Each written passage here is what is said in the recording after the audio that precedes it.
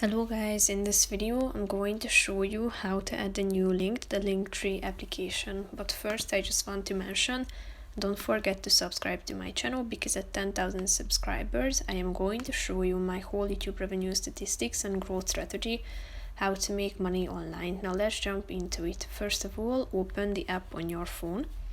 After that, click on the links button down below on the left side corner of the screen. After that, you should tap on this add new link button, and then you should enter the URL into this URL box, and then click on this purple button on the right side. You should wait a few seconds. As you can see, it is loading.